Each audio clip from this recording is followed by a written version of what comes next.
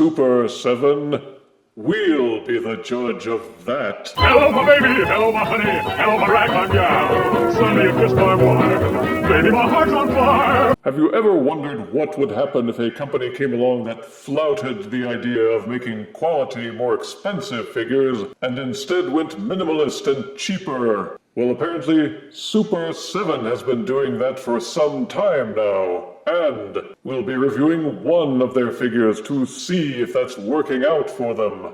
Behold, the Sharkticon action figure, sold under the umbrella of the 1986 Transformers movie.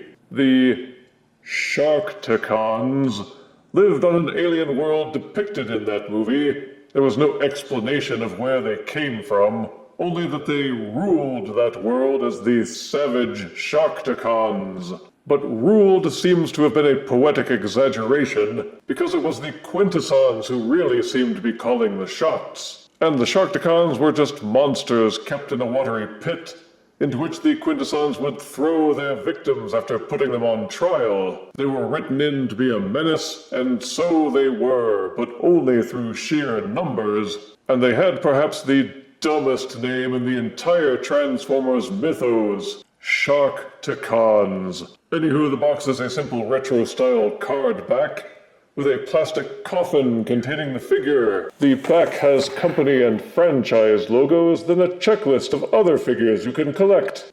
Now let's get Sharkticon out of his box and see if there's anything fishy.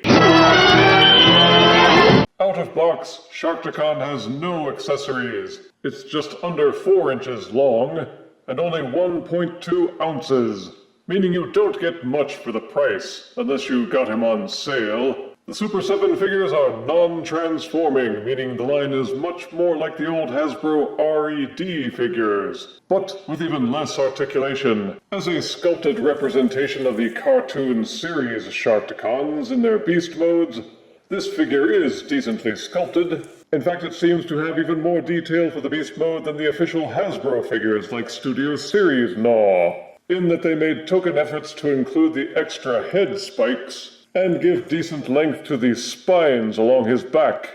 He's got the elongated body with a spiked club at the end of the tail, the buggy yellow eyes, and the signature big mouth full of shark teeth. My main gripe against this figure is that they had the chance to put some effort into making the teeth properly separate, sharp and serrated, like they appeared in the cartoon, but they didn't. Instead, the teeth are more like dentures, and they're not even silver painted. They're kind of a flat bluish gray. But blues and grays are pretty much his entire color scheme, and at least the robot head isn't visible inside the mouth, like it is with almost every transforming version of the movie Sharkticons. There's also the spindly little arms, and the chunky thighs with Imperial Walker-style feet. Why they gave them legs like this when they're supposed to be swimmers and not walkers? Well, really, the whole movie felt like the writers were doped up on something. It feels light, and it might feel more solid if you weren't constantly worried about snapping the arms or the antenna. As for articulation, you can swivel the tail, you can rotate either leg, you can open and close the mouth very slightly. And you could swivel the arms, but they're in there pretty tight, and you're obliged to use the arms themselves for leverage. And that even scares me, since these spindly little arms could snap at any moment. Ideally, every segment in the body should have been given a ball socket for individual rotation, but not if you're Super7. At Super7, you go easy and cheap, or you just don't go. Here is Super7 Sharkticon, next to Earthrise Deluxe Alicon Guard. Here is Super7 Sharkticon, next to Earthrise Voyager Quintesson Judge. And here is Super7 Sharkticon, next to SpongeBob SquarePants. SpongeBob SquarePants! Quiet, you. SpongeBob SquarePants! Quiet. SpongeBob! I said quiet!